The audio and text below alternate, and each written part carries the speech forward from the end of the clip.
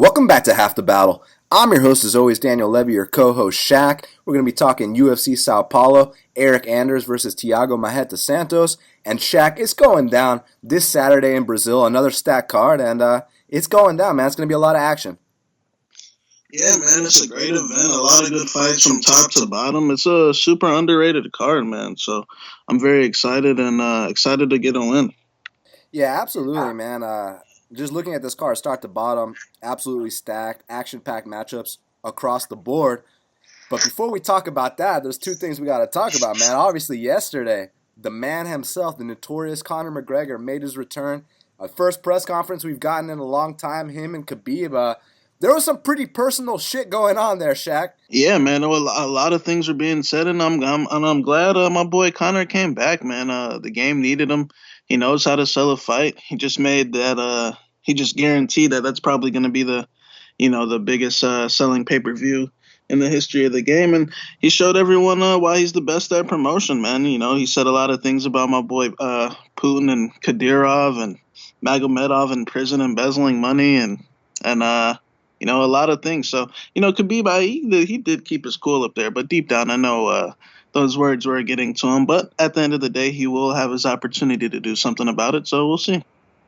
Man, I was so glad that they didn't come to blows at the press conference because some of the shit he was saying, other people would have lost their cool immediately. Like, you remember when Kevin Lee and Michael Chiesa, and Kevin Lee made the little cute comment about Chiesa's mom, and, Chiesa is not, he's not a professional. He missed weight his last fight also, and, he wants to fight someone at the press conference. But we know when we're talking about world championship caliber guys like Khabib and Conor, they can keep their cool. They did keep their cool, and it's going to be a very nice victory for whoever gets their arm raised in October, man. I mean, listen, the winner of this fight on October 6th is going to have some serious bragging rights. They're going to be the undisputed champion in the most talent-stacked division in the entire UFC. Not to mention, if we're being honest, Shaq, this is the money fight in the UFC right now. Yeah, 100%. This is the best division in the UFC, the glamour division. I mean, that division is a gauntlet of guys. So to be the king of that division says a lot, and the payday is going to be ridiculous. And, I mean, just the whole spectacle of it, man. The fight week with all those Russians down there. I'm sure they're going to have to be in separate hotels. And,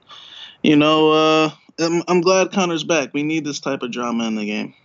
Absolutely, we do, man. He's been missed for sure. So before we break down this card, I wanted to talk about, I know this is an MMA show, but look, the Browns got their first win in over 2 years last night. And what I was just wondering is why didn't they start Baker Mayfield from the jump, Shaq? They got that culture in the NFL where they need to be babied in, but they don't understand my boy Baker's a different type of animal, and I'm glad they got the win. But now we know he's going to be the starter moving from here on out. But that was a great performance, and I'm glad they actually won a game. That was the first time they won a game in like 2 years.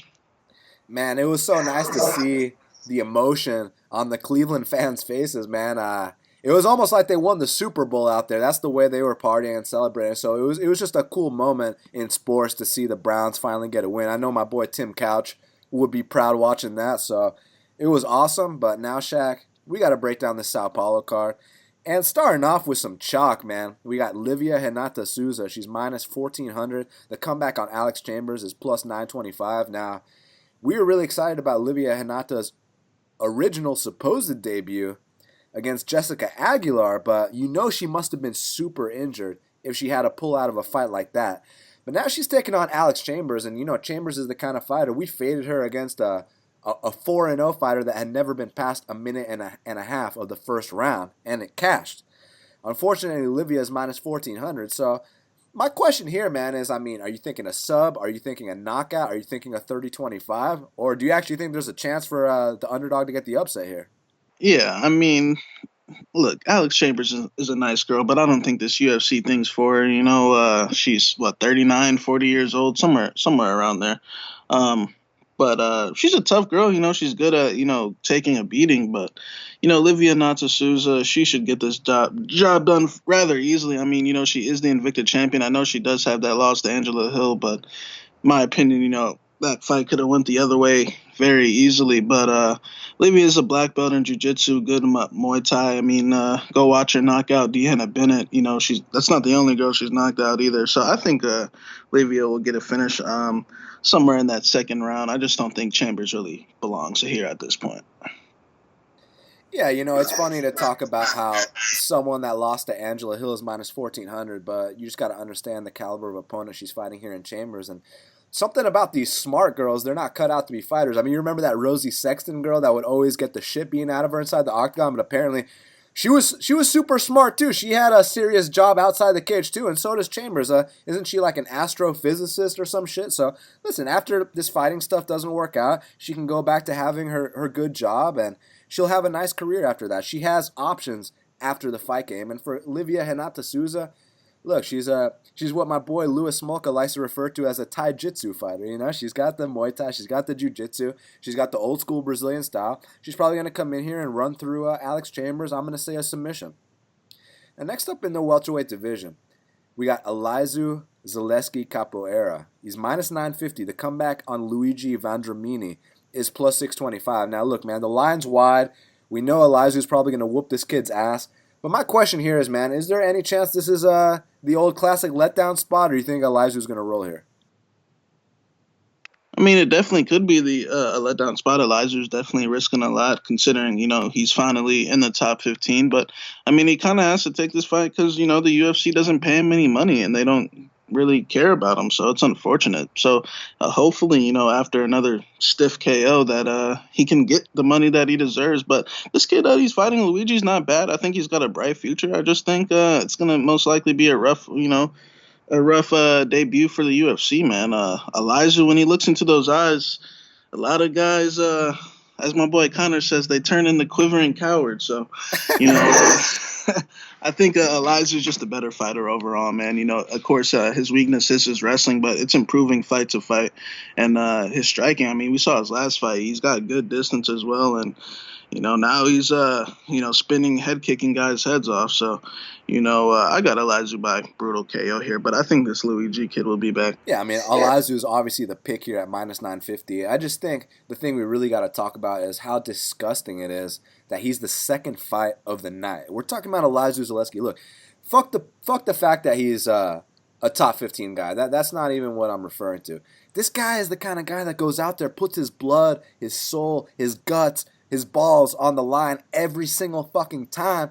Has never been in a boring fight, and they're burying him second on the prelims. And I mean, look, I get it. Luigi Vandramini, who the fuck is that guy and all that. But look, he was initially supposed to fight Bilal Muhammad, and that was still the second fight on the prelims. So, my boy Zaleski, he needs better management. He needs better representation because he needs to get on that Justin Gaethje deal where they're like, look, man, pay me my show and my win up front because the way I fight, I put it all on the line every single time. This is the kind of guy that needs to be featured. So, look, Luigi Vandramini, I think he's got a bright future too. I've seen him go out there and smash leg lock guys. I've seen him knock people out. I've seen him tap people out. Granted, it was against very low caliber competition, but he handled them all accordingly. This is such a massive step up, and he's probably going to take his first L here. He will be back. But as far as Elizeu, UFC needs to step up their game, man. What they're paying this guy is disgusting. Where they're putting him on their cards is atrocious. And the guy is going to go out here, he's going to have another highlight reel finish, and no one's going to see it. So it's a very sad thing going on for my boy Elizeu Zaleski, and I hope they give him the respect he deserves. And it's going to be another spectacular highlight reel finish. Now, next up in the middleweight division, we got Hector Lombard. He's minus 125. The comeback on Thales Leites is plus 105. So I got to know, man, you going with the guy on the 6-fight losing streak in Hector, or are you going with the guy in Thales who announced that this will be his retirement fight? Yeah, man, Thales has had a great run. We did fade him his last fight against Jack Hermanson down there in Brazil. And, Thales, it's been interesting, man. He's definitely been on the decline since that hoorah fight against Bisping, man, where a lot of people think it could have went his way. But ever since then, man, I mean, it's just been a, steady decline.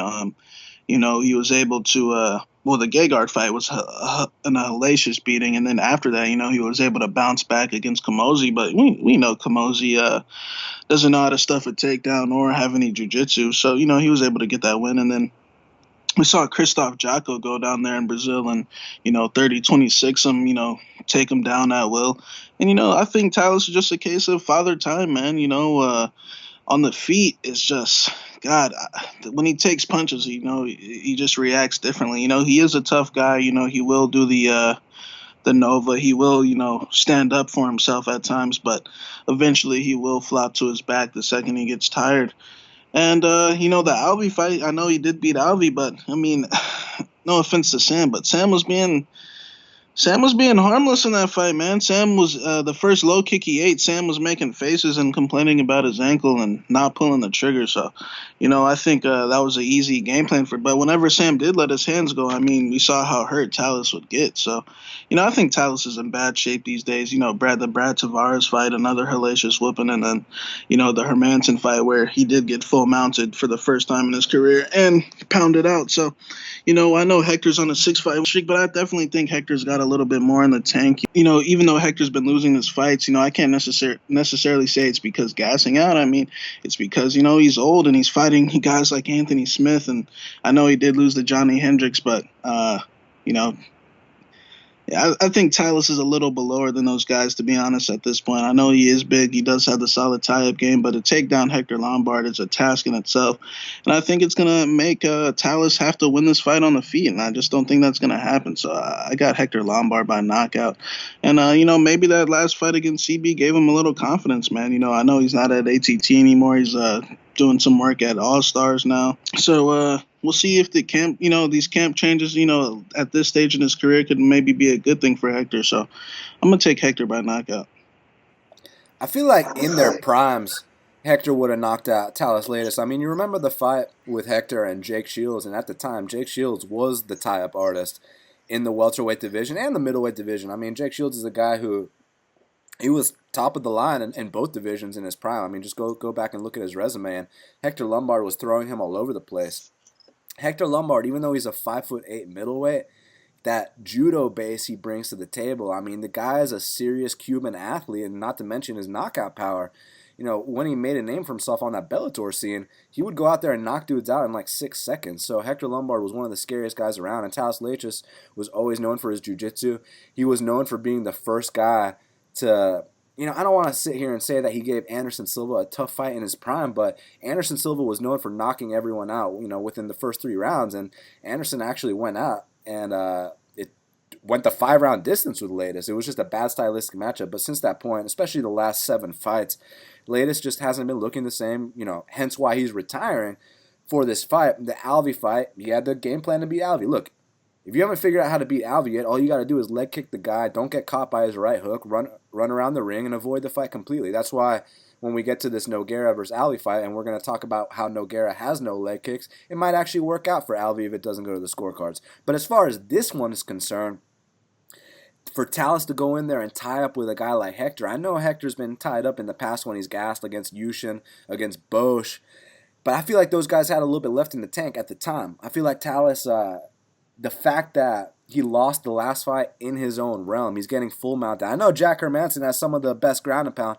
in the middleweight division, and we're going to see that on full display in his next fight too. But I'm just saying that was very alarming to see from a guy like Thales Leites, because you feel like his safe haven would be on the mat, and it wasn't a safe haven at all. That's actually where he got pounded out, in his own world. Now, as far as Hector, I have to assume a little bit, like you said, that his confidence probably is somewhat back because he did knock CB the fuck out. I know it was a DQ loss, but, at least he knows, like, okay, I can still drop these big guys and put them out cold. So I think he's going to do just that to Thales Leites. I think it's going to be a left hook, right hand, and I think Thales is going to take a canvas nap. He had an incredible career. I tip my cap, and I wish him the best in retirement.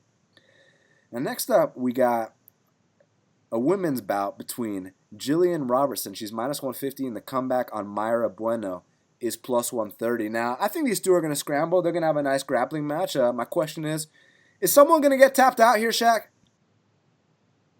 Yeah, this is going to be interesting because we know Gillian likes to get things to the mat and get her submission, and she is improving fight to fight. She's got some good people around her. On tough, it's interesting. My boy Eddie thought that when Gillian doesn't get her sub, that she starts looking for a way out, and on tough, she didn't get her sub, and Eddie said she was looking for a way out when she fought Honchak. But I kind of do think she was overwhelmed a bit.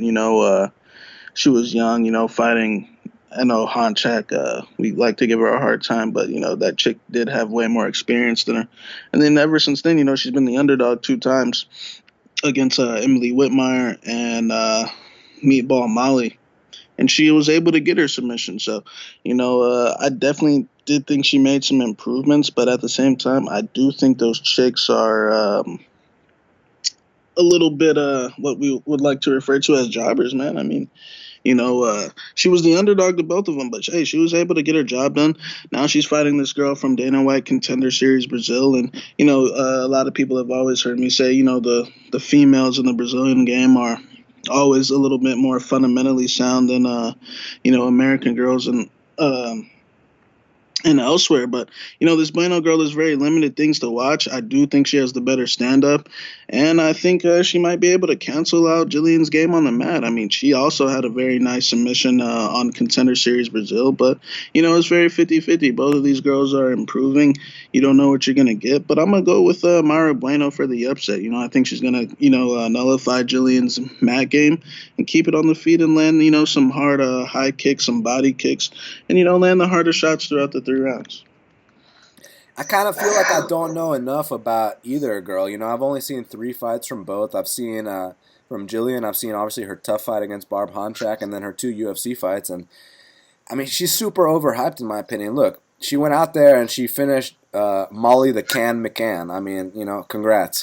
And she beat Emily Whitmire. And then she got broken against Barb Honchak. She got broken by someone that lost to Angela Magana. So, I don't put any stock into that whatsoever, that she beat Meatball Molly. If you haven't figured out how to beat Molly the Can McCann, I don't know what to say. And as far as Mayra Bueno, I don't know enough about her either because the footage I have seen, I mean, she just ran through these girls with her submission game. And that being said, though, the fact that Gillian's going out there, she's tapping out these girls that have absolutely zero ground game. Well, now she's going to be met with a little bit of resistance because Mayra Bueno, I'm not going to sit here and say that she's the next Mackenzie Dern or anything, but I will say she has a little bit more jiu-jitsu than Molly the Can McCann. She's got a little bit more jiu-jitsu than Emily Whitmire. She's not 45 years old like Barb Honchak. She didn't lose to Angela Magana like Barb Honchak did. So I'm actually favoring Mayra Bueno a little bit because I feel like if it hits the mat, Mayra can defend herself or possibly even sweep and get on top and attack on her own. So that might cancel itself out. But then on the feet, I just feel like Mayra's, from what I've seen, I haven't seen enough, but from what I have seen, I feel like she's more fundamentally sound. I know people at ATT are high on Gillian. Yeah, they were also high on DeCasey, so I don't really care who they're high on. I just care about how the styles match up. And I might be completely wrong on this one, but I'm going to go with Mayra Bueno as well for the upset in Brazil. And next up in the welterweight division, we got Sergio Moraes. He's minus 290. The comeback on Ben Saunders is plus 245. Now, Shaq, when this matchup was announced, I was also favoring Sergio. I just didn't expect him to be an almost 3-1 favorite. So what's your opinion on the line and what's your opinion on the matchup? Yeah, I see a lot of people saying Ben Saunders has never won a fight outside the USA, so, maybe that's why the line's so high. But, I guess the line's so high also because, everyone knows that my boy Ben's chin is, a big liability. And as far as Sergio goes, I also think Sergio's chin's declining. I think both of them are in the decline, but I think Ben Saunders is a little more, settled in his decline. I think Ben knows what he is. He's still crafty. These last 2 fights, the Jaban fight and the Ellenberger fight, those are spirited efforts. Now, Sergio's definitely not a quitter by any means. He's got those wins over Omari, Neil Magny, Tim Means. I mean, he's got a serious resume, but I do think he is on the decline. His fight with Luan Chagas just showed that, that was the first sign that, his chin might not be the same anymore, but he was able to get through that one. Then he actually did get KO'd stiff by Kamaru Usman. And then, that Tim Means fight, that 3rd round, I mean, he was getting smacked around the place, and I thought he lost that fight, to be honest. Now, Ben has a tricky style, man. Even though he has no chin, You know, when he's at distance blasting you with those body kicks and those knees in the clinch, I mean, it's tough because, you know, the volume on those kicks are a lot, man. They can drain you fast. And if you take a desperation shot, we already know what his ground game's like. And, you know, I know Serginho's a high level black belt, but I really don't care. You know, Ben Saunders, I do respect his rubber guard to that extent. I think it could be effective against anyone. So, you know, it's going to be interesting. I think the line's way off in this one, man. I'm actually go with the upset in Ben Saunders. You know, I think Serginho's on the decline. I think Ben Saunders has the better cardio between the two. I think he's a little tougher between the two. Not saying that Serginho's tough, but, you know, I think also Serginho's punches, I feel like he has a tendency to just duck his head down and, you know, just trade wild hooks. I don't think they're very accurate. So, you know, I think Ben could actually avoid getting knocked out in this one and making this ugly, man. I think he's gonna get off to a slow start, but as it picks up, those body kicks are gonna play a toll, and I could see him mixing in a left high at some point, or if Serginho wants to get in the clinch, getting kneed. So I'm gonna take Ben Saunders in an upset. I'm gonna come back the opposite way, man. I'm gonna go with the favorite, Sergio Moraes. Look, I respect Ben Saunders a lot, and you know, obviously his last fight he went out there and he smashed Jake Ellenberger in the first round. But you know, if you haven't figured out how to smash Jake Ellenberger, then you probably don't belong on the roster. So I do think that was, you know, a good win, but it was kind of an obvious win because Jake's completely done. But I guess it wasn't that obvious because he was plus 160, right? So, but that being said, man, this shit is in Brazil. And I'm not going to put any stock into, Ben Saunders doesn't win fights outside of the U.S. because as soon as he wins one fight outside of the U.S., that myth will be busted, right? But as far as his matchup's concerned, I feel like Ben gets knocked out by non-KO artists. I mean, Peter Sabata's not a KO artist. I know people try to act like Patrick Cote's a KO artist, but between you and me, he's not a KO artist either. And these guys are able to put down Ben Saunders. Now, Juban is a bit of a KO artist. Juban is definitely a very aggressive striker. So, you know, we'll give him a pass on that. But, I mean, that chin's been touched a million times. Let's go back to Bellator. You remember what my boy Douglas Lima did to him? You remember that left hook to the body, right high kick? I mean, I know Ben Saunders, actually, he probably doesn't remember that because he was concussed. But I know we remember that. And I think that Serginho is going to have a similar result here, man. Look, you mentioned how Serginho ducks his head and throws these big bombs, and look, it's super ugly, and maybe Ben Saunders could capitalize with one of those knees up the middle. He does have a very nice tie clinch, dating all the way back to that Marcus Davis fight. I know you remember when he put the Irish hand grenade out cold, stiff on the canvas. You could even, his fucking mouthpiece fell out. You could see his teeth. It was a very scary moment. But as far as this one, back to him ducking his head and throwing bombs, I think one of those bombs will catch Ben Saunders, and I think it's going to be a second-round knockout for Sergio Moraes here. Now, look, if he swings as hard as he can and doesn't get the knockout, and then he starts, doing the gassed-out Brazilian, shit could get pretty fucking interesting in that third round. But I've noticed my boy Sergio, when shit does get interesting, he does win the split decision in Brazil. You saw the Tim Means fight. You saw the Zach Otto fight. Even the Zach Otto fight should have been unanimous. But the Tim Means fight, that was one where shit got very interesting. It got sketchy. But they gave him the split. And I think there's a chance they give him the split here if he doesn't finish Ben Saunders. But I'm going to go with a second-round knockout for Sergio Moraes. And I also feel like Sergio is a super underrated guy in the welterweight division. I know he's kind of old, but look, he's a guy that wins most of his fights. I believe he's 7-2 in the UFC. He finished Neil Magny in the first round. He finished Omari Akhmedov. So he beat Tim Means. I got a lot of respect for both of these guys, but especially Sergio Moraes. And I think he gets it done here. Second round knockout. Now, next up in the heavyweight division, we got the newcomer Augusto Sakai. He's minus 210. The comeback on Chase Sherman is plus 175. Look, man, I know my boy Chase Sherman's been a bit of a punching bag. I know he doesn't like to move his head off that center line. I know his chin's been getting a little bit weaker each fight, but I actually thought he showed a little bit of improvement his last fight against Justin Willis, man. But that being said, he's taking on the newcomer Augusto Sakai. You think his chin will hold up once again, or you think it's going to be another canvas snap? Yeah, you know, I think his chin could probably hold up a little better in this fight compared to his other ones. You know, Augusto's his activity rate's a little low compared to those guys, and he's really heavy, slow, and methodical style. But Augusto wins the majority of his fights. His only losses by split to Czech Congo. And if you watch that fight, I mean, Czech was stalling.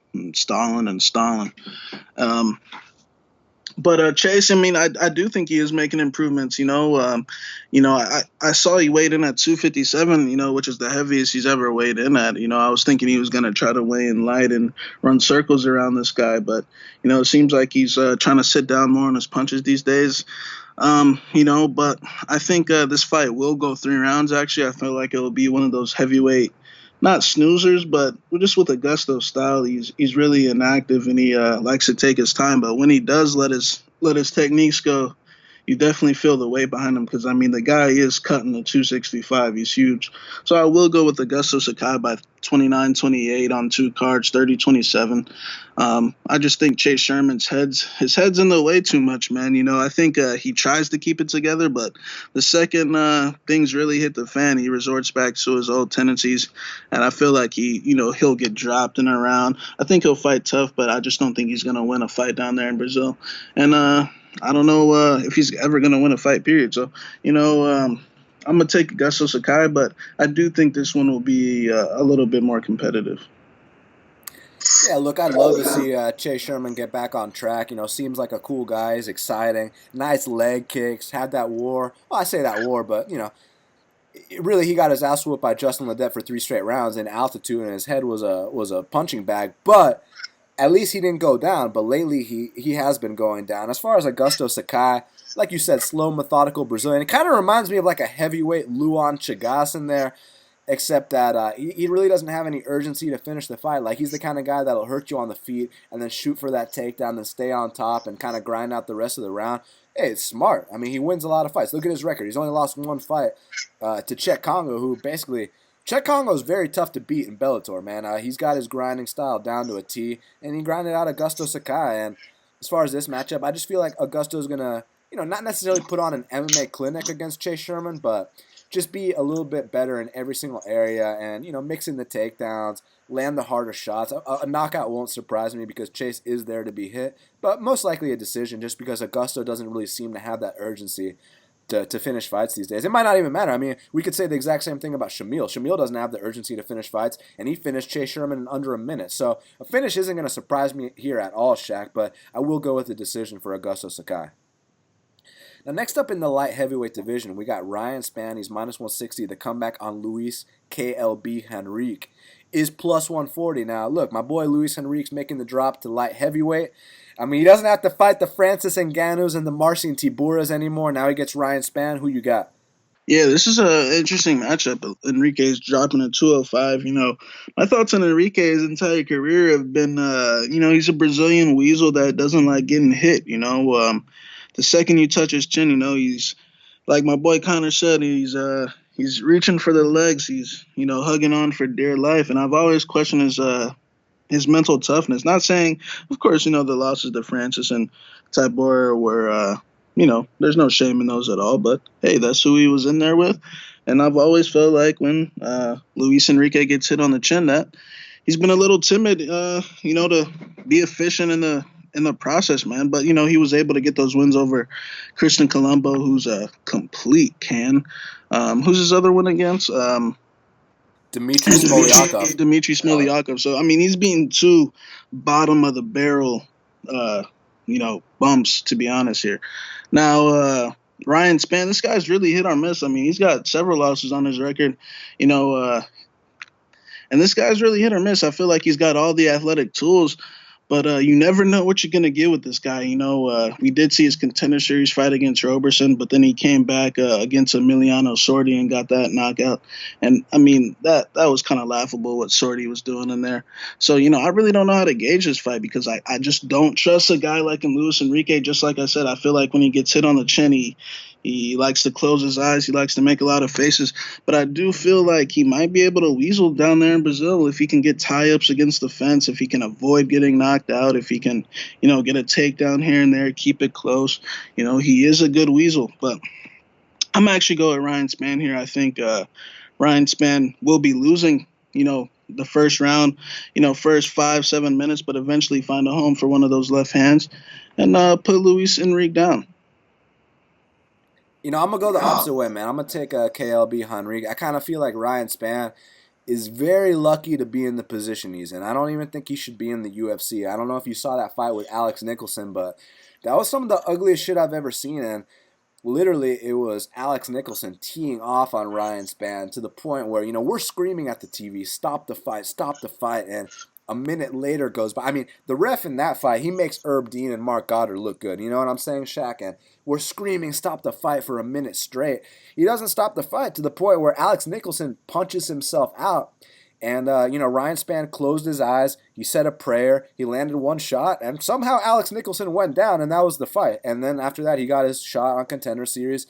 And he finished that jobber in under 20 seconds. So, I'm happy for the kid because he's had a long career, and now he finally gets to make his UFC debut. But I just don't think he's anything special. I think he's got skills, but man, his chin is so fucking bad. And I know Henrique's gotten launched by Ngannou. I know Henrique got pounded out by Marcin Tybura. But look, these are monsters that weigh 265 pounds.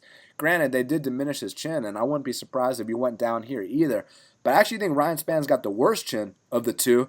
And I see this move to 205 being a good thing for Luis Henrique. And I actually see him coming out here, getting the win over Ryan Spann, most likely by knockout. So I'm going to go with Luis Henrique here. The next up in the lightweight division, we got Francisco Masuranduba Trinaldo. He's minus 230. The comeback on Evan Dunham is plus 190. Now, Shaq, I feel like in their primes, this would have been a super competitive fight, and it still might be. That being said, Evan Dunham did announce his retirement before this one. We've seen the trend with these retiring guys. It doesn't tend to go their ways, but Evan Dunham, he has this way of making these fights closer than they should be. He has this way of taking that ass whooping up front, coming back in that second and third round, and making you be like, what does it take to put this guy away? So, you think there's going to be another one of those situations, or you think Masuranduba is going to get it done? Yeah, like you said, Evan is that type of guy where, a lot of people fade him thinking he sucks. And then, when they get in there, they're in for a completely different story. But that last fight with OAM definitely was alarming. He ate that body punch and he couldn't respond. And now he's retiring. Francisco Trinaldo, one of the most underrated guys at 155. And this guy's brutal, man. He moves forward. His punches have serious sting on him. His kicks got serious sting on him. I mean, everything he does hurts. Now, Evan's more of the crafty guy. I saw a quote where Evan said he's only watched maybe 5 minutes on Trinaldo. And I see some people saying it's a bad thing. But, they got to understand, Evan's a guy that's literally seen everything, man. He doesn't need to watch tape. He's probably one of those guys that can just go out there and fill things out. But, I do think Trinaldo's the better fighter in every aspect, probably besides jiu-jitsu. Evan's got a serious black belt. And, I just think that Evan's going to try to, box him from the outside, try to throw that uppercut / jab. But I think it's going to get countered with big left hands. I think Trinaldo could also go to the body, not necessarily with the kick, but, with a right hook to the body or something like that. And I feel like Evan, that might be enough to put him down these days. Who knows? Who knows what states he's in? His last 2 fights with Benil and OAM have been a lot of damage taken, a lot of blows taken. So, I feel like he could have got finished against Benil, but, Benil was doing a little bit too much. But, maybe a guy like Trinaldo can get him out there. But one thing I like about Trinaldo is, I feel like I guess his weakness allegedly would be his cardio, but I kind of disagree, man, because, he won that 3rd round against James Vick. When he fought Yancy Medeiros after trying to take Yancy's head clean off after that 2nd round, where you would think the fight could get a little hairier, like when Alex Cowboy fought Yancy. Francisco made an adjustment, said, what, let me just stay on the outside, bounce around, still had the energy to bounce around, and he won a decision. In the Kevin Lee fight, we know what he's capable of offensively. I mean, he had Kevin Lee doing the chicken dance all over the place in that 1st round, but he got a little cocky, dropped his hands, and got caught with the head kick. But I think he's going to win this fight by unanimous decision. I just think he's going to be too brutal for Evan Dunham. If Dunham wants to get finished, I wouldn't be shocked. But, Dunham does have that way of making these things a little closer than what they are. But I'll take Francisco Trinaldo by UD. Yeah, look, this is a great matchup. Francisco Trinaldo, he's one of the baddest 40-year-olds I know. I mean, the guy's a consummate badass. Evan Dunham, great career.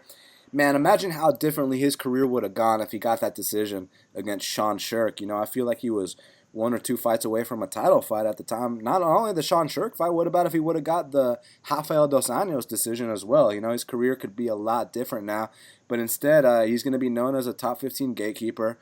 But man, Evan Dunham, hats off to him. Had a great career. I remember when he tapped out Efrain Escudero back when it actually mattered, back when that meant something. So, I got nothing but respect for the guy. Even most recently, that war with Benil, we kind of should blame Benil a little bit because Evan kind of did go down in that first round and, a couple follow-up punches, and Benil could have sealed the deal there, but I don't know what the hell Benil was doing. He's moving around all over the place. He's missing his shots. It was just kind of like, Benil?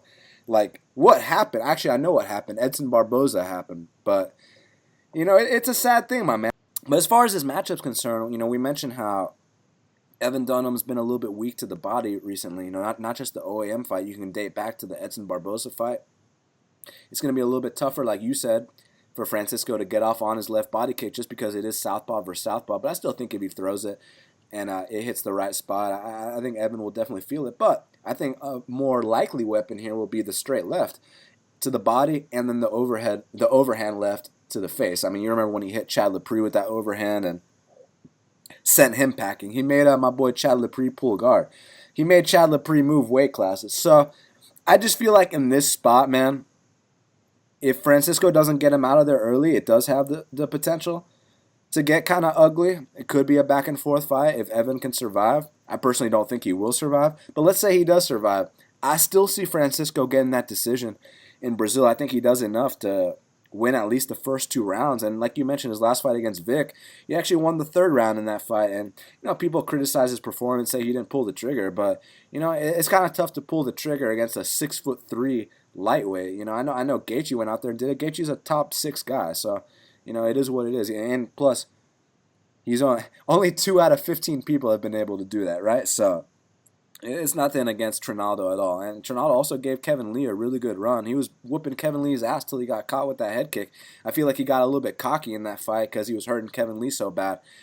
I'm not sure that Evan Dunham still has the durability of a guy like Kevin Lee to take that ass whooping up front and come back and win. There's only so many of those performances you can have.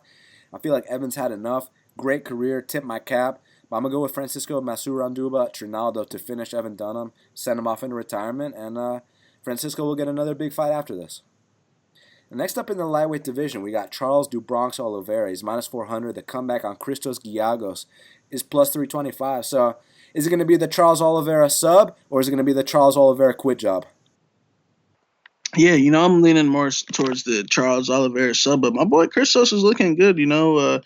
Looks like he's got that Black House. He's on that Black House supplement program. But Charles Oliveira, but Christos' main weakness his entire career has been the takedown, the wrestling, the jiu-jitsu part of the game. On the feet, he doesn't really lose too many stand-up exchanges, but we always know when you get on those legs, Christos always finds a way to go to his back. So, I'm thinking Charles comes out here and gets the early sub, but you can never trust a guy like Charles, to be honest, in my opinion, just because you never know what you're going to get, man. The second things go wrong, Charles, you never know. He gets hit to the body one time, he might take a knee. So, but I will take Charles by sub, but be very fucking careful. Yeah, I mean, Charles is a grade A quitter, but he's also a grade A submission artist. You remember that stunt he pulled against Max Holloway. I don't blame him. Hey, I'd take one shot to the body against Max Holloway. I'll pretend I have a torn esophagus too, you know what I'm saying, Shaq? And then 2 days later on UFC Tonight, it turned out he was completely fine. That being said, Christos Giagos, his weakness has always been Charles Oliveira's strength. I mean, you go back, you watch that fight against Gilbert Durinho Burns. Christos Giagos was actually getting the better of the stand-up exchanges, and then he hits the mat one time, and that was all she wrote. You watch that fight with Chris Wade. Christos Giagos was also getting the better of the stand-up exchanges there, too. Then it hits the mat, and he throws the fight away. So, Christos is one of the, and he also got knocked out by Josh Emmett on the regional scene. Don't forget about that. But Christos is one of these guys where, he's going to come out bombing. He might actually hurt Charles early. You might be like, oh, Christos is going to get this upset. And then once Charles is dangling on the neck, it will be tap-tap city. It's just about if somehow Christos can weather that jiu-jitsu storm like Paul Felder did, like a bunch of these guys have. Like Ricardo Lamas did. I mean, I could name so many people that have made him quit. I just don't think Christos has it in him, man. I understand the angle taking Christos because Charles has quit over 5 times. Dating back to the Cowboy fight, the Jim Miller fight, the Cub Swanson fight. I could go on for days. But that being said, I do think that when Charles grabs that neck, it's going to be over. So I'm going to go with Charles do Bronx Oliveira, but you cannot lay the chalk on a guy like this ever because, yeah, he's probably going to come out here and finish this guy in the first round with a submission. But every now and then he has that performance. You're like, are you fucking serious? Like, especially that Max Holloway one. I know it's Max. I know it's a pound for pound grade. I know it's a guy on a 12 fight win streak or whatever. But you get hit once with a straight to the body, and then you grab your neck and take a seat 1 minute into the main event. You know what I'm saying? That's the kind of guy Charles do Bronx is. That said, I still feel like he dangles off the neck. So I'm going to go with Charles do Bronx via submission. Next up in the strawweight division, we got Randa Markos. She's minus 110. And Marina Rodriguez is also minus 110. You got a striker versus a grappler here. Which side you going with? Yeah, Random Marcos, she does have the win loss thing going on, and I really don't put that much stock into it. I look at her win; she's beating Leibarger, Juliana Lima, and Carla Esparza. And a lot of she beat Tisha Torres and Felice Herrig in a tough house where plenty of some of the greatest names in the sport have lost fights to people that they shouldn't have lost to. But she beat Tisha You and, mean and you mean the house where Mike Ricci knocked out Neil Magny? yeah, she won. She beat Tisha and Felice in an exhibition fight. Um, but Randa, I mean, she's a tough girl, experienced, definitely not a quitter. She's got decent takedowns. On the feet, I feel like her striking defense is poorest. I feel like her techniques are just low percentage. She just likes to spam overhand rights, and she's real tense in there. I mean, that Grasso fight, she's trying to finish her in the first round, and then she, exerts all her energy. And then, the second round, Grasso handed her some takedowns. And, in the third round, she gets another takedown, and then they get back up to the feet, and then she gives the fight away. And that's not the only time the Casey fight, that stunt that she pulled there. But, she's able to get these wins over, Juliana Lima, who, I've been on the record to say is the most mentally weak girl in the division. And Jocelyn Jones Liebarger, who couldn't bust a grape. So, I think Rena's a tough girl, but I do think she's plateaued out. I don't think she's making any improvements. I still think she's a tough girl. I think she's going to be, one or two under 500. And as far as Marina Rodriguez go, I think this girl's got an elite skill. I think her Muay Thai is a serious problem in this division that girls aren't used to. I think when Randa tries to go grab that clinch, I think she's going to be in for a big surprise. I think when Marina gets that plum, knees and elbows are going to be flying. Even at distance, I think it goes Marina's way as well. It's definitely going to come down to if she can stuff those takedowns. But I don't think Markos has the most accurate takedowns in the UFC. I feel like they're all forced, all strength. And even if she got one, I don't think she'd be able to get another one. Just like the Andro fight, she did get one early, but then she missed her next 8, I think. So, I'm going to take Marina Rodriguez here by unanimous decision. I think Rena's a tough girl, but I think this girl, Marina's a girl to keep an eye out for. I think her Muay Thai is elite in this division. And there's not too many girls you see out there with a plum like that and throwing knees and elbows like that. So I'm going to take Marina. Yeah, I'm gonna take Marina as well, man. Look, Randa Markos, I actually felt like her peak was when she was on Tough. I was actually very impressed with her on the Ultimate Fighter. But like you mentioned, that's the Tough house, and people like Torres. She wasn't training at Anabolic Top Team for that one, and she got full mounted super easily. But Randa hasn't been getting the same results since she's been in the UFC. She's win one, lose one, win one, lose one. I know she's coming off a loss, so everyone thinks she's automatically going to win here. But that's just stupid logic because you look at a guy like Andre Fili and Dan Hooker, and they were win one, lose one, win one, lose one. And then they, now my boy Hooker, isn't he on a 3-fight win streak now? I know Andre Fili should be on a 3-fight win streak, but at least he got a 2-fight win streak in there before he lost that controversial decision to Michael Johnson. So all I'm trying to say is that, these patterns, it really doesn't mean shit when analyzing the matchup. Now, as far as this matchup, look, striker versus grappler.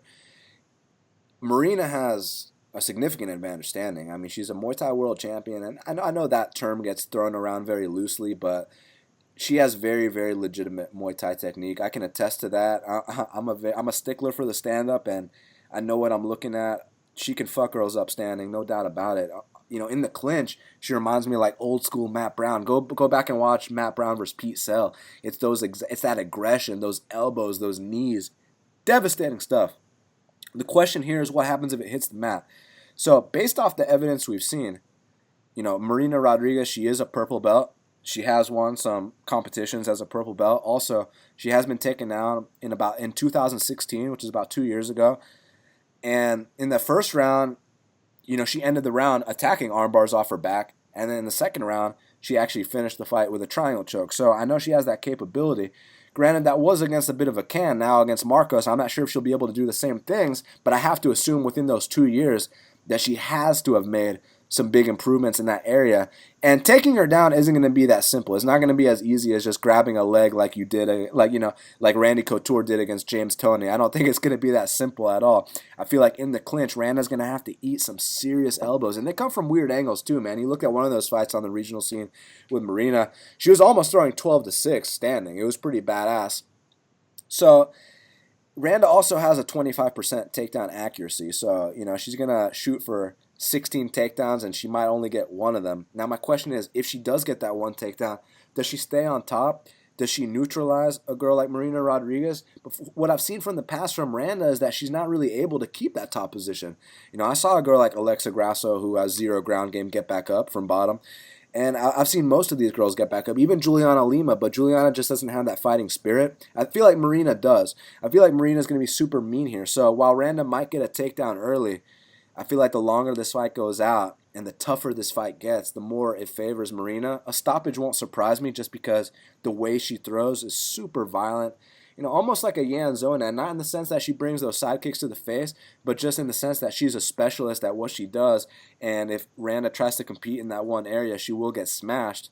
But it could also be a decision. Look, it is a chick fight, striker versus grappler. It could take place in multiple areas. But ultimately, I see Marina winning this fight in Brazil, and I think she's someone you got to look out for in this division. Now, next up in I was going to say the bantamweight division, but my boy Renan Barao missed weight by a mile. He weighed in at 141 pounds. We got Renan Barao. He's minus 160. The comeback on Andre Ewell is plus 140. You go with my boy Renan the Baron, or you going with the newcomer Andre Ewell? Yeah, I mean, I think Renan's a joke. Now he's missing weight by 6 pounds, and we know what happened the last time he was having weight issues trying to make it to 135. He got his head completely smashed in against the fence against my boy TJ Dillashaw. But the thing is, Andre Ewell, he's not that good. He's his takedown defense is a little suspect. He is a pro boxer. He definitely does have power in his hands. He's a nice southpaw.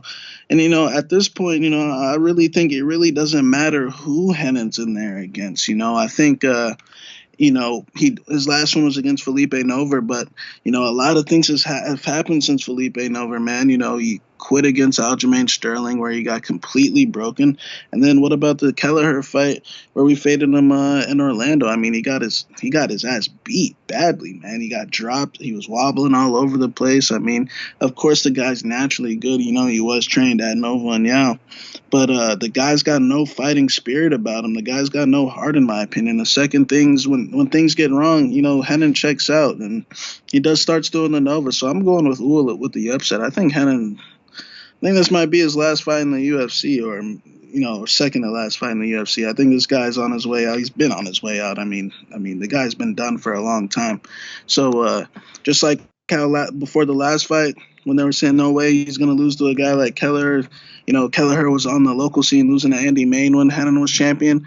Now, I don't even know if Andre Ewell was a pro when Renan was champion, but now you're going to see Andre Ewell come out here and knock Renan out. I think this guy, the missing weight, if it's a tactic, if he gets away with it, then congrats. But this guy's done. He's had enough. It's so funny when I hear people talking about how, Renan missed weight. It's going to be like Taisumov. It's going to be like Prazeres. It's like, guys, Taisumov and Prazeres have life left in the tank. Taisumov and Prazeres, at least Taisumov's in his prime right now. I know Prazeres is a little bit older, but he's still fighting like he's in his prime. He doesn't take any damage at all.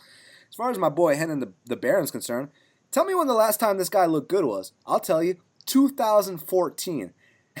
Over 4 years ago was the last time that my boy Renan the Baron looked good. Let's talk about his last 2 wins. He beat a male nurse in Felipe Nover, and he beat a French quitter in Mitch Gagnon. So to me, I just I don't put any stock in those wins. But then again, Andre Ewell's been beating a bunch of cans too. Andre Ewell's been getting finished by cans too last year, the year before.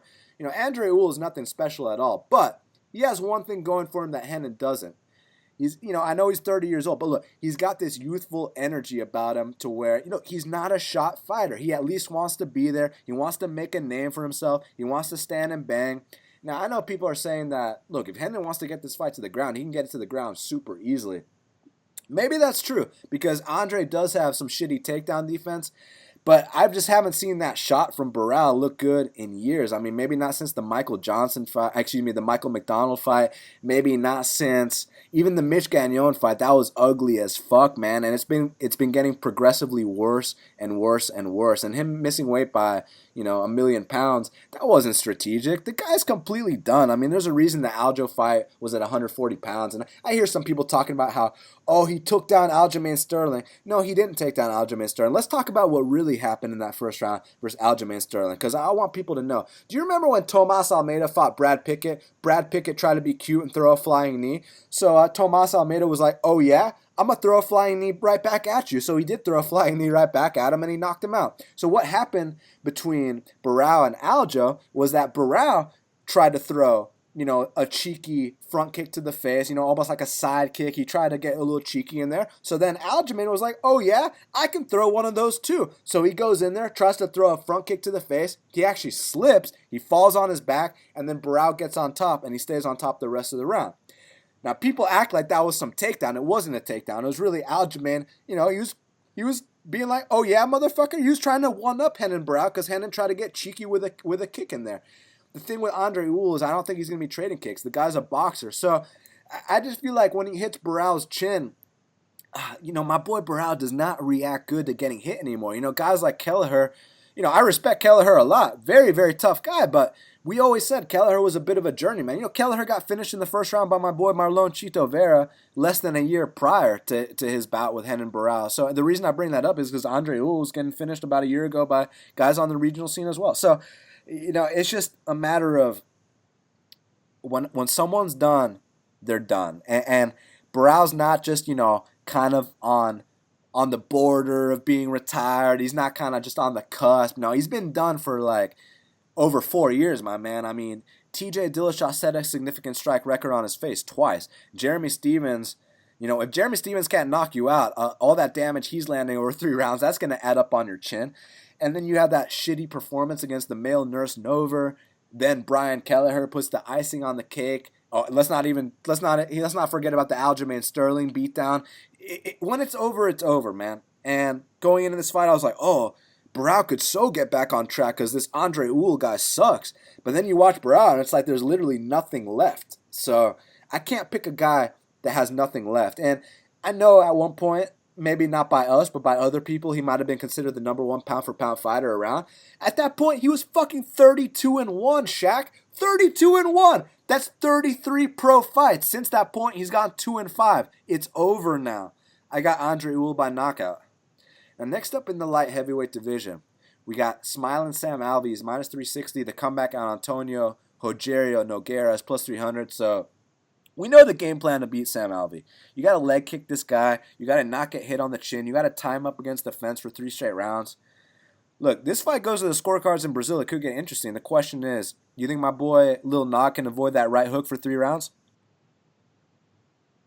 Yeah, it's going to be interesting because with Alvey moving up to 205, it seems like his output's a little higher. I know he did knock out Prachnio, who's probably going to get cut here in a second, and then he beat John Vellante. I see people thinking Vellante won that fight. I mean, yeah, right. But Alvey's output is a little higher now, but he's still got the same strategy. And Little Nog, he really doesn't possess the kicks. He really doesn't possess the tie-up game. I mean, he's a boxer. And, eventually I think at this stage, how old is he? 42 years old. I think it could be, depending on the type of Alvey that shows up. I mean, I don't want to say you never know what you're going to get with Alvey, but his style can be a detriment at times. I mean, he has lost to old faded Brazilians before, so it's a little interesting. But I do got Alvey here. I think when he does find a home for one of those haymakers, that little Nog will fill it, and when you wobble in front of Sam Alvey, he will get you out of there. So I got Sam. Yeah, it's a interesting fight again because with Sam, when fights go to decision, it doesn't matter who you are. Shit gets close. I mean, Rashad Evans is going to split with my boy Sam Alvey not too long ago, right? So, as far as what kind of kicks my boy Lil Nog brings to the table, it's not the leg kicks to beat a guy like Sam Alvey. It's actually more like a snap kick, like a front kick, like he did against Rashad Evans. I don't think that's going to be able to win the decision here against Sam Alvey. I feel like for him to win, he's got to pin him up against the fence. He's got to avoid that right hook. He's got to use a game plan that he's never used before. I see him running into the right hook of Sam Alvey. I think it's going to be a vicious KO. But if my boy Lil Nog survives and this does hit the scorecards, it will get interesting just because Sam Alvey, I know he's won a lot of decisions lately, but they've been super close. I mean, I thought he beat Volante's ass personally. I thought, that was a 29-28 for Alvey. But the fact that all these fights where he goes to decision are all splits is kind of scary. And then he lost that decision to Tom Watson in his debut. I know that was a long time ago, but Tom Watson laid the blueprint on how to beat a guy like Sam Alvey. Now, some people have been able to follow it. Even Elias was able to, tiptoe around the cage and land some kicks at the air and pretend like he was doing something and win that decision. So it is possible, but I'm gonna go with Sam Alvey via knockout. Co-main event of the evening, we got Alex Cowboy Oliveira. He's minus 450. The comeback on Carlo Pedersoli Jr. is plus 360. Now, Shaq, we had successful max bet winners on both of these guys in their last fights. Alex Oliveira against Carlos Condit, Carlo Pedersoli against Brad Scotch. Now they're fighting each other. I gotta know, man. I mean, you think my boy Carlo Pedersoli can rise to the occasion, or is this too much too soon? Carlo's gonna be a great contender down the line. It's definitely a big step up in competition from Brad Scott. I know Brad Scott was juiced out of his mind down there in England, but Carlo was able to adjust. He did get dropped in the first round, but I mean, I thought he was winning the entire fight. Besides the knockdowns, I mean, he mixed in the takedowns. He showed his wrestling. He showed his jiu-jitsu and his striking. I mean, he's a deceptive southpaw. He likes to throw punches leading into kicks, and he gives you a lot of different looks. And Alex Cowboy, I feel like Alex is very loose. I feel like he's, all strength. He's everything he does hurts, but the technical side of things, I do feel like he's lacking a little bit. But he likes to use brute force and brute strength to, defeat his opponents. I mean, this guy's takedowns hurt, his knees hurt, his punches hurt, his kicks hurt. So I mean, we saw what he did to Ryan LaFleur. We saw what he did to Condit on that up kick. We saw, how he set up the retirement for James Muntasher. We saw what he did to Will Brooks. I mean, this guy's got a serious resume. But, the one fight he did lose in that stretch was to Yancy Medeiros. And, I mean, we know he took Yancy lightly. I mean, he was saying shit like, why am I fighting this guy? And, I mean, I don't know if he's learned his lesson, but, I mean, it's kind of similar to think the same thing here. He was supposed to fight Neil Magny. That was his ticket to the top 10. And now he's fighting a guy with one fight in the UFC. So this is a letdown spot. And, Carlo's got the skills to get this job done. But, it's kind of hard to predict how Carlo's going to react to these shots because, I mean, this definitely will be the hardest he's ever been hit in his life. And Alex Cowboy has a tremendous amount of experience. So therefore, I got to go with Alex, but I think this one could get sketchy, man. I think Carlo's going to make it to 3 rounds, but I think this line's off. They got Carlo at almost 4-1, so it's we'll see how Carlo does, but I got to go with Alex just because, he is the better fighter. It's one of these things where it's like, I'm not sure if Alex is the better fighter, but he's definitely the more experienced fighter. He's paid his dues more in the UFC. And right now, he might be too much for a guy like Carlo. But Carlo is a very talented kid. He's only 25 years old. He's super well-rounded. He's got heart for days. I love this kid, Carlo Pedersoli. And I hope he comes out here and gets this upset. But even if he takes a setback here, I still think he's a guy you got to look out for. I still think he's a guy that's going to come back and win a lot of UFC fights. Like I said, he's only 25 years old. He's just a kid. And a lot of these fights he's been having are on short notice. All his high-profile fights were, his fight with Nick Dalby and then his fight with Brad Scott. They were within a month of each other, Shaq, and this one's short notice too. So really, this year is the year that he's made a name for himself. Prior to that, he was just fighting guys on, the Venator local scene. But what he's done, man, in his last few fights, I've been very impressed, man. I mean, obviously the southpaw stance. He's got a nice left hand, mixes in the kicks. He's got takedowns too.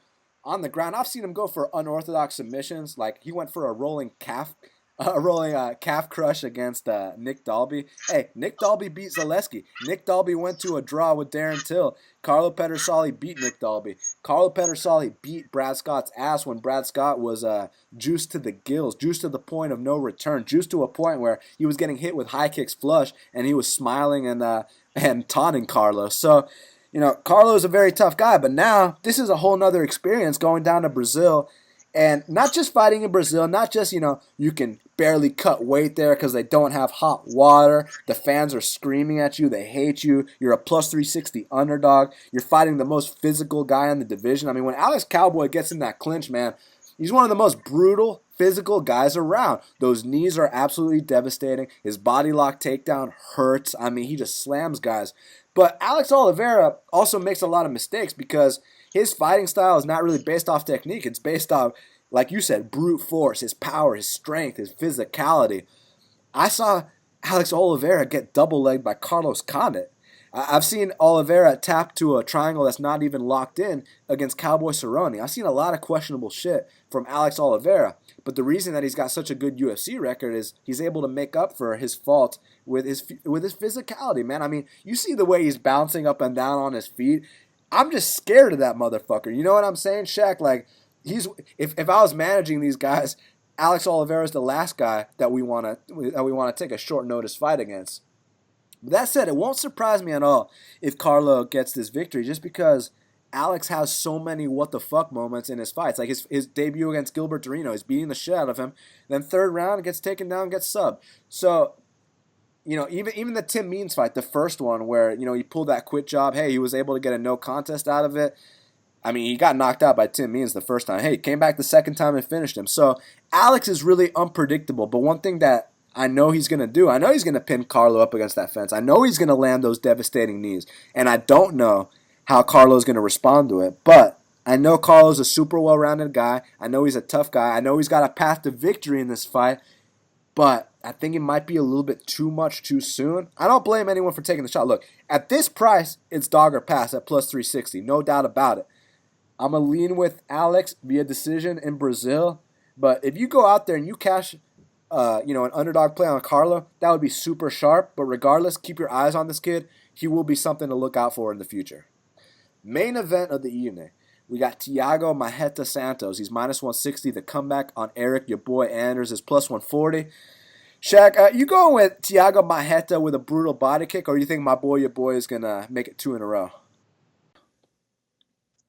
Man, this is a great fight. I'm actually preferring this fight compared to the original matchup. No offense to my boy Jimmy Manuel, but I'm thinking Thiago's moving up to 205 because he saw Anthony Smith move up to 205 and change his life, and we know what he did to Anthony Smith, and not only what he did to Anthony Smith. I mean, we saw what he did to my boy Jack Hermanson down there in Brazil. I mean, he put Jack in the ground. We saw what he did to GM3 in LA.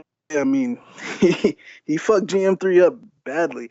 So this guy Thiago's got a serious resume, not just them, Marshman and Anders. This guy's got a lot of potential. I know we know about his football background, that devastating power. I know he's Rafael Natal. I knew that guy was done, but hey, at least he treated him accordingly.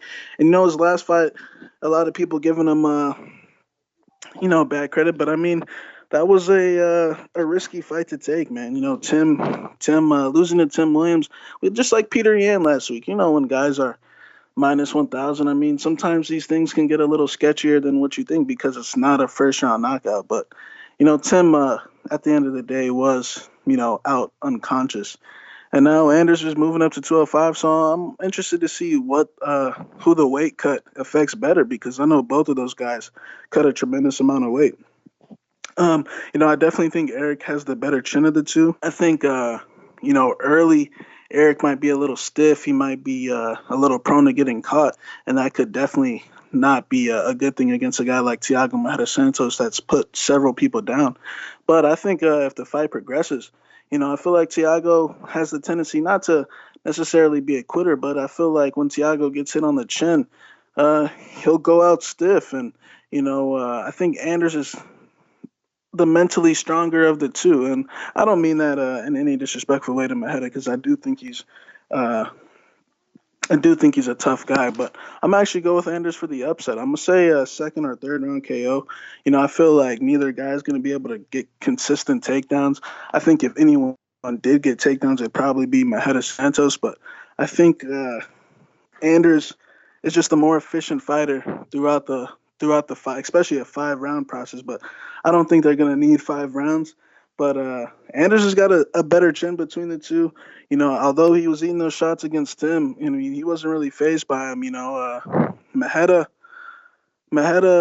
he's got the path to victory with that body kick. He's definitely more experienced, but it's 50-50, man. I'm really interested to see because both these guys are moving up in weight, and when guys are moving up in weight, I like to sit back and just watch to see who it affects better. But it's both of them are moving weight, so I feel like Thiago had the advantage over Manuel for sure.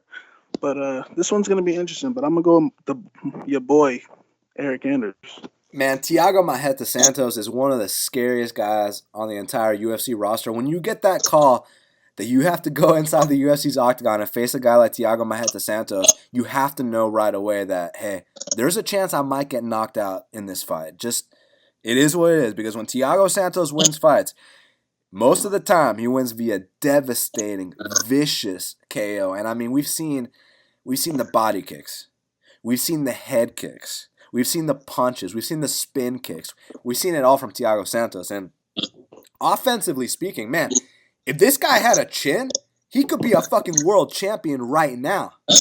But every fighter has a weakness. Every fighter has a flaw. And with Thiago Santos, it's 100% his durability. I mean, dating back to his UFC debut. You remember when my boy Cesar Mutanchi launched him and then got him in that guillotine choke. And, every now and then Thiago Santos just gets floored, man. I mean, you saw the fight with Musasi.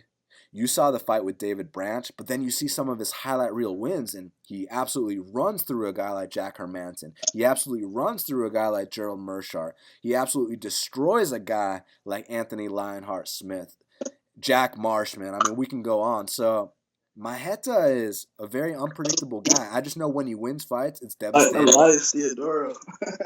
Elias Theodoro. Oh, he left a vagina on Elias Theodora's forehead.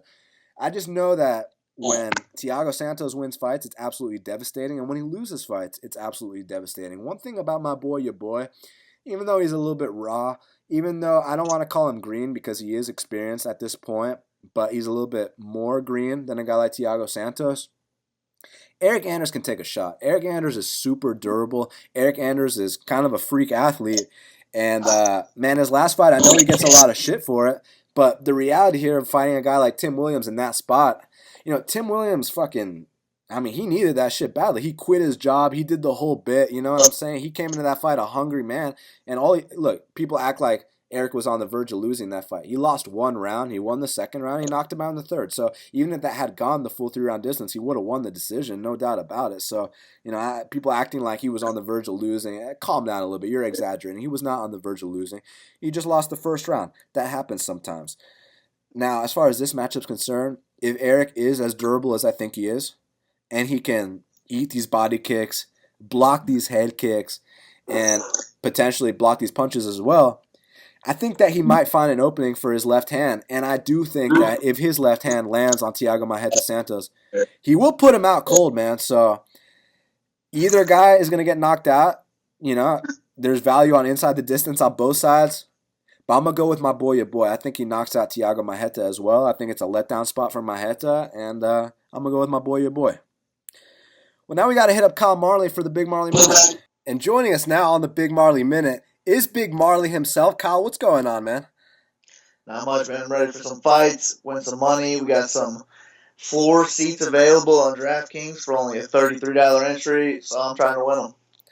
Yeah, absolutely. I mean, that sounds like a good time to me. You know what sounds like an even better time? Eryk Anders is taking on Thiago Maeta Santos. I mean, this initially started off as Glover versus Manua. Then it was Manua versus Maeta. Now it's Maeta versus Anders. And all of these fights would have been great. I honestly think that this one might be the best out of the trio of fights they had, man. Eryk Anders versus Thiago. I know for a fact someone's going down. The question is who. So how are you strategizing this on DraftKings, man? You playing a little bit of both, or is there a side you like specifically? Yeah, I'm going to play a little bit of both. And, I mean, we better hope that someone goes down in this, because if they don't, this is going to be a terrible main event. If it's anything like Anders' last few fights, if he's just going to hang out too long on the outside and circle around and just be boring for 25 minutes, then this is going to be real upsetting. However, I just don't think that happens. And the fight doesn't go to decision line is minus 550.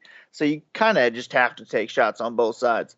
But my preferred play is going to be Eryk Anders here, because you have to have the dogs. I think he could end it in the first round.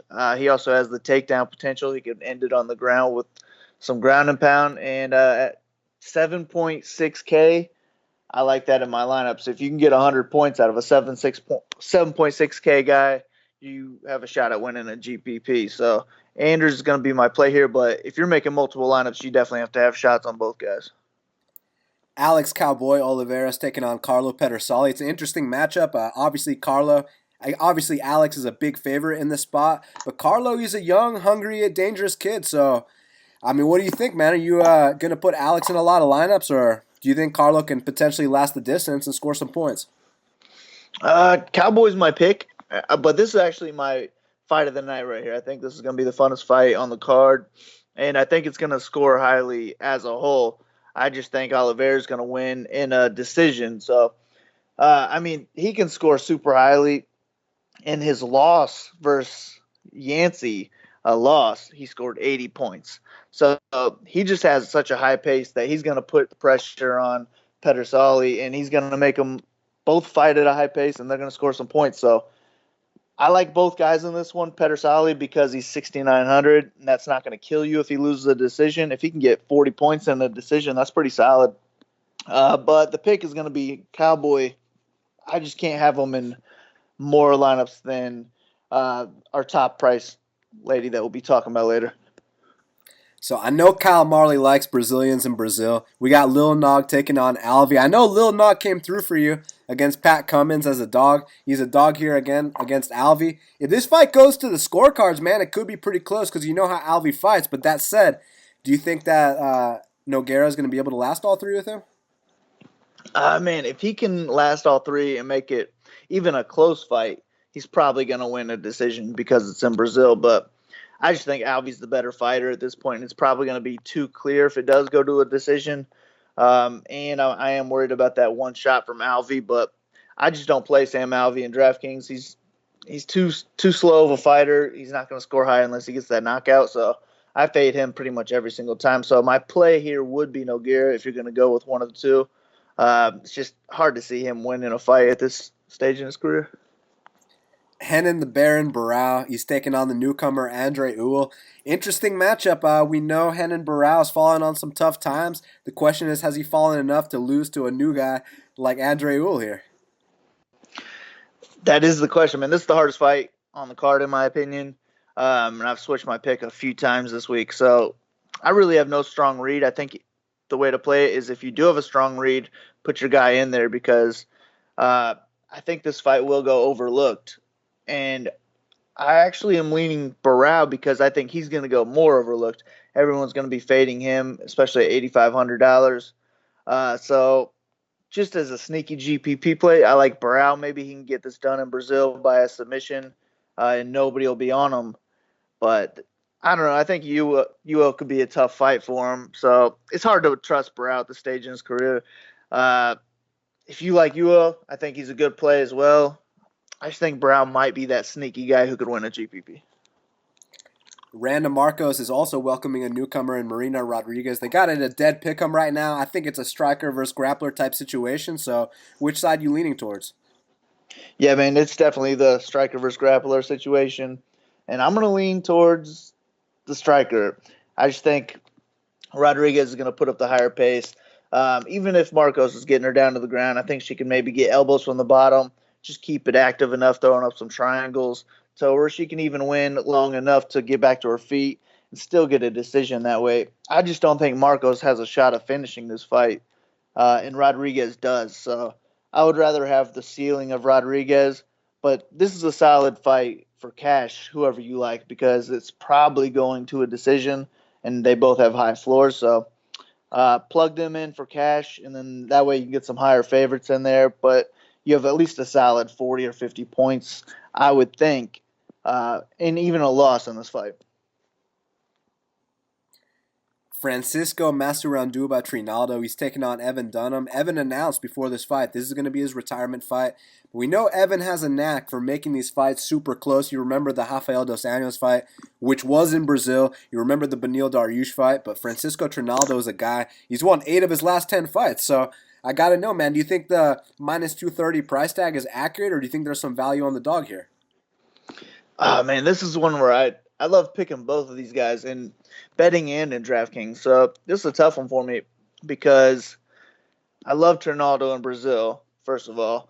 But if this wasn't in Brazil and Dunham didn't announce his retirement, I'd probably be on Dunham at this price. But it is in Brazil, and he did announce this as a retirement fight. So that makes me lean towards Trinaldo. But it's just one of those where I want exposure to both sides because Dunham has the potential to put up 100 points and even a decision win, that is. So at 7,300, that's going to win a GPP if he can do that. So I have to have a few shots at him. But Trinaldo's the pick here, and I just think he's going to be a little bit too much for Dunham. We've seen Dunham get hurt to the body multiple times, and Trinaldo, I think, is going to end up doing that again at some point. So higher ceiling, actually, in my mind, is Trinaldo, just because the whole retirement thing. Dunham has taken too much damage. Really can't take too much more damage, it looks like, at this point in his career. So I'm going to go ahead and take Trinaldo, but I want shots on both these guys. So Chase Sherman, he's making his return, and he's welcoming another newcomer in Augusto Sakai. I mean, it's been a trend here, man. There's been a lot of Brazilian newcomers on this card. So I got to know, are you going with Augusto Sakai, or do you think Chase Sherman's going to get back on track here? I'm going to go with Sakai, but I think he might go a little bit too overowned from people just fading Sherman. So I don't like this fight at all, really. I'm not impressed with either guy. It's just that lack of head movement from Sherman makes him likely to get knocked out. These guys are heavyweights. Sakai's only 8,800. If he gets a knockout at 8,800 in the first round, then he might be up on that GPP lineup that wins everything. So he's my preferred play here. I just am hoping it goes to a decision. I don't want to be too invested in either one of these guys. Kind of hoping for a boring fight. But Sakai's the pick. Hector Lombard's taking on Thales Leites. And just like the Evan Dunham fight, this is actually Thales Leites' retirement fight. But Hector Lombard, on paper, has lost 6 in a row. I mean, between you and me, he knocked out CB Dollaway in the first round. But if you bet on Hector in that fight, you would have lost, unfortunately. So I got to know, is he going to snap the skid here against the retiring Leites? Man, this could be a terrible fight unless someone gets knocked out. This might be top 2 most boring fights on the card, right behind that Alvey fight. But Lombard has the higher ceiling. He definitely has that first-round knockout potential, so he's going to be my pick. He'd be my preferred play as well. But if you can make lineups fading this fight, I think that's probably the way to go. I'm really not interested in what's his nuts. Why can't I get his name right now? What's his name? Yeah, Thales. I'm not interested in him just because it is his retirement fight. He doesn't put up high scores as it is. He's probably going to need to tire out Lombard and then finish him late if he's going to score highly at all. I just don't think that's likely. If he's going to win, it's probably going to be a boring decision. So I'd rather not invest in him. If I am going to have either one of these guys, I want to have that first shot potential with Lombard. But this could be just a terrible fight. And last but not least, we got two super juiced favorites in Elizeu Zaleski and Livia Renata Souza. So I gotta know, man. I mean, are these going to be two of the bigger favorites that you target, or are you actually looking to potentially take a shot on the dogs here? Like, what's your opinion? Are these the mismatches that the lines indicate? Yeah, I'm not trying to take a shot at the dogs here. Souza's really one of my favorite plays on the card if you can afford her, just because Chambers is so bad. This is a setup fight for Souza, and I think she gets it done in the first round. So I like her a lot. She just really needs to get it done in the first round and probably score more than anybody else on the card. I just think she has a good shot at doing that. So I like her more than Dos Santos. But I just think these are just two easy fights. If you can lock one of them in your cash lineup, I think that's the way to start it.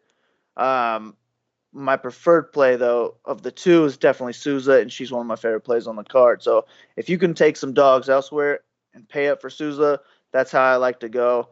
But 9,600 is a lot to ask, so if you can't afford her, I don't think it's a must. Well, Kyle, that's why you are the DraftKings guy for half the battle. It's going down this Saturday. It's going to be a very exciting fight. Excuse me, it's going to be a very exciting card. The fans can follow you at Big Marley 3. They can hit you up for everything. And NFL's going down this weekend too, Kyle. Yes, sir. Fights and football. I love it. Everything's available. You can check out my Twitter. We got football on bestfightpicks.com. Find everything else on my Twitter. Let's make some money this weekend. Yes, sir, Kyle. We will speak soon. All right, let's get it. And that's why Kyle Marley is the DraftKings guy for half the battle. Well, Shaq, now we got to talk about the fight to watch and the fighter to watch. So what is the fight to watch for UFC Sao Paulo? My fight to watch is going to be Hector Lombard versus Thales Leites. This is the last time we get to see Thales Leites. And, Hector, I know he's on a 5-fight win streak, but I feel like the guy is still exciting, man. I feel like he still brings it. So that's my fight to watch. 6-fight losing streak, you mean? Yeah, my bad. But, yeah, look, my fight to watch is going to be Alex Cowboy Oliveira versus Carlo Pedersoli Jr. I genuinely feel like these two are probably going to get the fight of the night bonus. I just feel like it's going to be a very brutal fight. I feel like it's going to be an absolute war. I feel like there's a chance someone gets knocked out, but there's also a chance it goes the full 3-round distance. And, we see what kind of heart these two warriors have. So Alex Cowboy versus Carlo Pedersoli is my fight to watch. Well, Shaq, who is your fighter to watch for UFC Sao Paulo? My fighter to watch is going to be Eryk Anders, man. I feel like if he can get this win, I feel like he can not necessarily become like a major star or anything, but I feel like, he's got the football thing going on. And that would have been, he can kind of almost, start like an Anthony Smith type of run, move up a weight class. And now you're, top 15 in that weight class because the winner of this fight definitely will be ranked. We know 205 is very thin for contenders. And, the winner of this fight, will be a new player in that division. So, so Eryk Anders is my fighter to watch. I feel like the company could get behind him if he wins. But, if Thiago wins, I feel like they could do the same as well. Yeah, no doubt about it. And for me, my fighter to watch, look, I know this guy's almost a 10-1 favorite, but my fighter to watch is Elizeu Zaleski. If UFC's not going to make him their fighter to watch, I'm going to make him my fighter to watch because I just feel like what I mentioned earlier on the show, the disrespect that this guy has to go through, buried second on the Fight Pass prelims, and you see the kind of performances that he consistently puts on, and he's fighting a no-name. It's just, it's unbelievable, the disrespect. So if they're not going to tell you to watch him, I'm going to tell you to watch him. Elizeu Zaleski is 100% a guy to watch in the UFC welterweight division, and I really hope that not only do they renegotiate his contract because what he's making is absolutely disgusting, but I hope they give him a fucking showcase. I hope they put him up on the main card. This guy should be regularly co-headlining events just because of how exciting he is, especially in Brazil. Build this guy into a star. So Elizeu Zaleski is my fighter to watch. Well, Shaq, it's going down tomorrow, this Saturday, UFC Sao Paulo. Your boy, Eryk Anders versus Thiago Maheta Santos. It's going to be a great fight. They can follow you at MMA Genius 05. They can follow me at Best Fight Picks, our Instagram, Best Fight Picks Official. Subscribe to Half the Battle on iTunes, SoundCloud, YouTube, and Stitcher. And Shaq, until the next time, let's cash these bets.